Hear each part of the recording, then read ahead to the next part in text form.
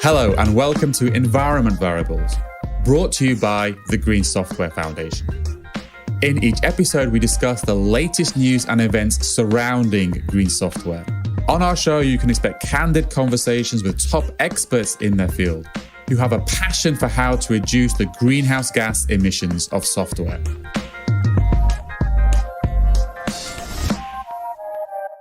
Welcome to another episode of Environment Variables. Happy New Year, and I hope you are all enjoying this holiday period and looking forward to 2024. Seeing as we're all on a bit of a break here at the Green Software Foundation, we've got another highlight from the recent Decarbonized Software 2023 event. We'll be showcasing a talk on driving climate change solutions with AI from Charlotte Degot, CEO and co-founder of CO2 AI, and Diana Dimitrova, Managing Director and Partner at BCG. They are introduced by the wonderful Namrata Narayan, Director of Communications and Member Relations at the GSF. So it will be her voice that you hear first. So without further ado, here's Driving Climate Change Solutions with AI. Now we're going to hear from another steering member, BCG and their partner CO2 AI. I'd like to welcome Charlotte Degot from CO2 AI and Diana Dimitrova from BCG. The GSF is focused on addressing the environmental impact of software. With the rise of AI, we wanted to take a moment at Decarb to discuss how this technology can assist our efforts to decarbonize software.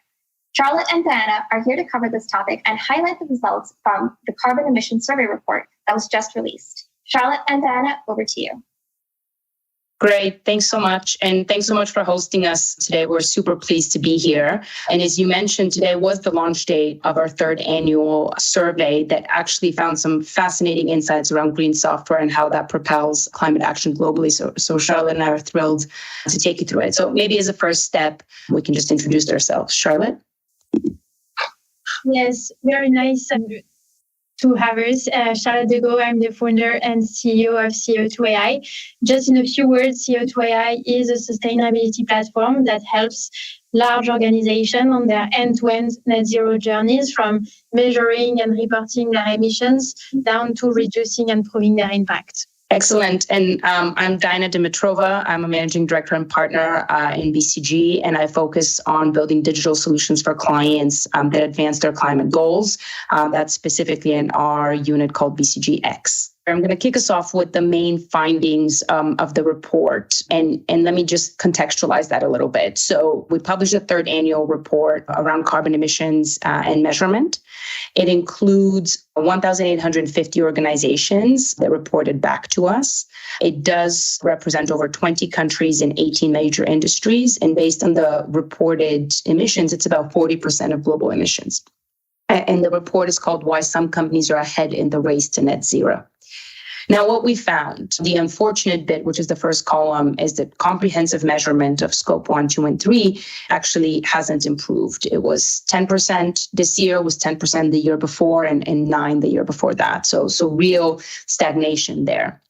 Now, we did see some elements that gave us quite a bit of hope, and that was really in scope 3. So in scope 3, measurement has landed at 53%, or partial scope 3 measurement has landed at 53%, which is up 19 percentage points in 2 years. So we are seeing organizations actually be selective of which categories they measure, but really starting to get at scope 3. And more interestingly is they've actually set targets, and that's a 12 percentage points that you see on the bottom there. Organizations at this stage are setting targets for scope 3 categories at 35% rate, which is a notable improvement. And regionally, we are seeing changes, and we are seeing certain regions pull ahead in the race. And again, this is a scope 1, 2, and the comprehensive measurement that they have. South America, APAC are really pulling ahead when it comes to their measurement. And then finally, the most important bit is, why are companies doing this? And 40% of the folks who responded are telling us, well, they do this because they're seeing $100 million or more in annual financial benefit when they get on the reduction journey. So there's a real financial incentive for them to be tackling these massive challenges. And then let me tell you a little of how they did it on the next slide. So these companies are doing 4 things twice as well as the average organization. The first thing that they're doing well is they're collaborating with their suppliers, meaning they have workshops together, they have joint targets, they have joint programs. So they're engineering products together for a lower carbon solution. The second bit is digital solutions that allow you to measure at a product level. So it's not good enough to just know what Apple's total emissions are. It's actually much more interesting to know what the iPhone's emissions are. And getting at that product level is fundamental to enable consumers to make a greener choice. And the highest number on this slide, as you see, is the use of digital technologies. And Charlotte will give us a few examples of that. But those that adopt digital solutions or green software really make a dent versus those that don't. And then lastly, I heard our host kick it off, regulation. And those that view regulation in a positive way, catalyze around it, really are seeing those benefits when it comes to meeting their reduction targets. Now, to give you an example, I'm going to take you through a client where we've done this. The client is called Kluckner & Co.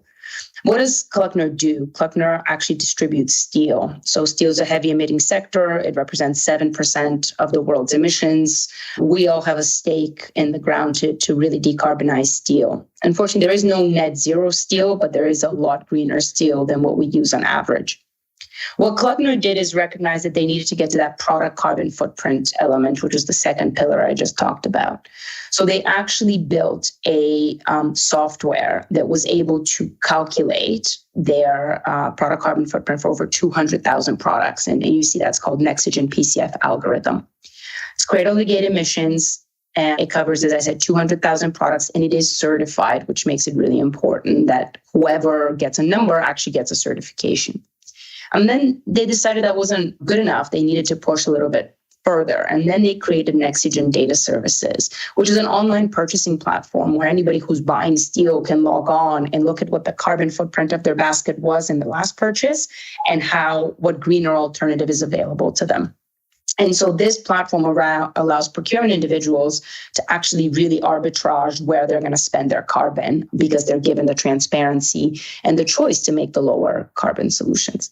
So it's a great example of leveraging technology and getting at product carbon footprints, which is still a bit of a panacea that organizations are gunning towards. Having said that, I'm going to hand it over to Charlotte and she'll take us through some of the other details on digital. Yes, thank you. So as Diana was saying, one of the 4 key things that companies who succeed better on their reduction journey do is adopting digital solutions. As you can see on the left part of the slide, what we see is that companies who use automated digital solutions are actually 2.5 times more likely to comprehensively measure their emissions. And this is very important because what gets measured gets done. This may look like a basics, but it's a basics that just sets the foundations right for you to then decarbonize. And what's also encouraging is that when we ask the 1,800 companies who answered our survey, what is the number one enabler that they see and that they think they need to adopt to accelerate on emissions reduction, they quote technology as the first enabler. Before leadership buy-in, before sustainability-focused culture. So it really means that they have perceived the importance of digital and that we can hope for a wave of adoption in the years to come. I just want to give you one example from real life of what it means to be using tech and how it can bring value to a very large and complex organization. We are talking here about The Economist Group, so the press media group, as they are very large and they issue a lot of newspapers. They are very committed to sustainability. And what they do with technology is using CO2 AI to help them steer their end-to-end net zero journey. So what they use it for is first to measure and automate their carbon footprint calculations. They have a very complex carbon footprint. They need to capture a lot of data points, and CO2 AI helps them collect those data points, structure those data points, and get to a level of granularity in their footprint, which is really good and really helpful to make decisions. The second thing that they do with CO2 AI is to really set up a roadmap and define the hotspots and the reduction levers that go with the roadmap so that they really have a plan and they can cascade the plan across the organization. This is a big pain point that sustainability face sustainability teams face today.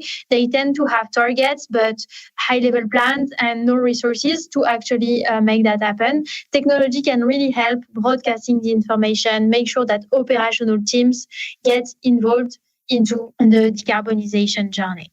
And last but not least, as we were saying, scope 3, so the emissions that come from outside the direct operations of the company, typically the emissions from the supply chain, the suppliers, etc., are extremely important. They are on average 90% of total emissions, and those are the hardest to tackle.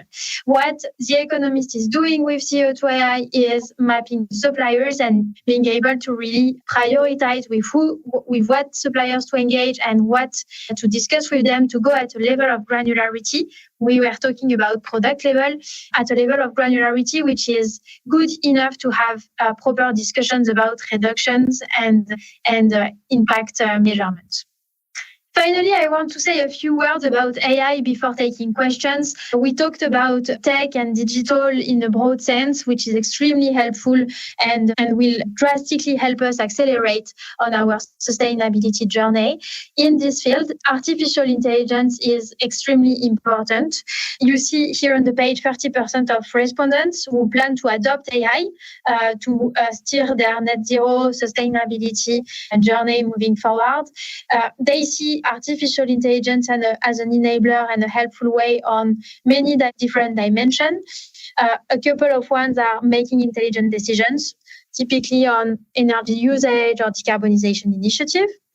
Artificial intelligence is a key lever to automate and increase the quality of carbon footprints. This is what we do at CO2 AI, and I could talk for hours about that, but there is a huge accuracy issue and granularity issue on carbon footprint when made manually, and artificial intelligence can really help solve this topic. And finally, making predictions and making sure that roadmaps ahead, both from a business and from a sustainability standpoint, are optimized. So we're reaching the end of our presentation. You have 2 QR codes here to go deeper into either the report or what we do more generally. And I think it's time to take questions. Thank you so much for sharing. I know we've got a ton of questions to follow up with, but first, I do see we've got a few audience questions, so I'm going to ask you both. The first one is from Jean-Luc Bonnet, and he's asking about the baseline. He said 2 times 10 companies is not so great, but 2 in 100,000 companies is a great achievement. So could you comment on that? I guess the question is related to the 4 levers that accelerate and that multiply by 2 the likelihood of managing your reduction journey. So what I can say is that what we ask for in the survey is what percentage of companies are measuring their emissions comprehensively. And as Diana was saying, this has not moved and this is stagnating at 10%.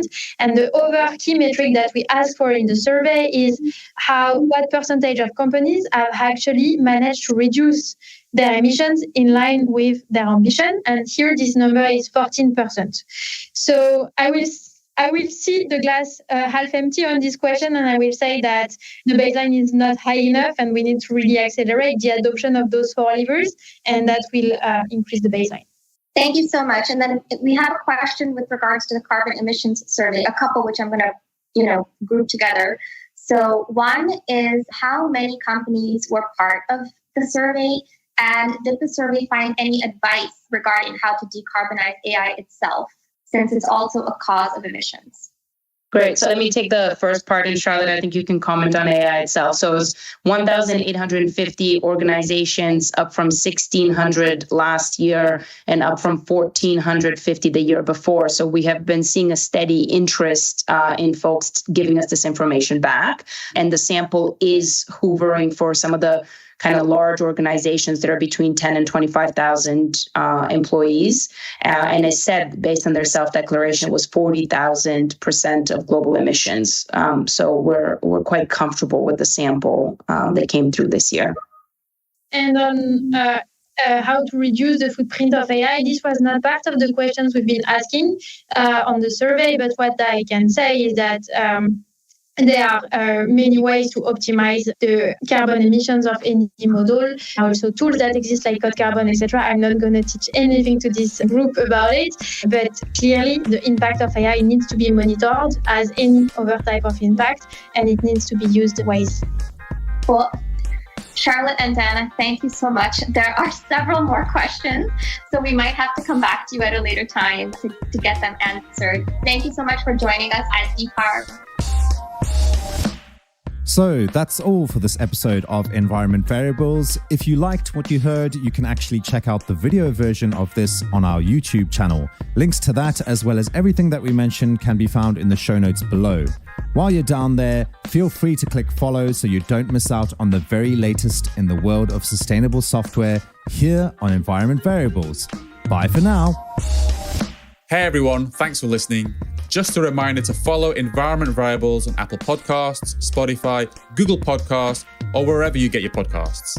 And please do leave a rating and review if you like what we're doing. It helps other people discover the show, and of course, we want more listeners.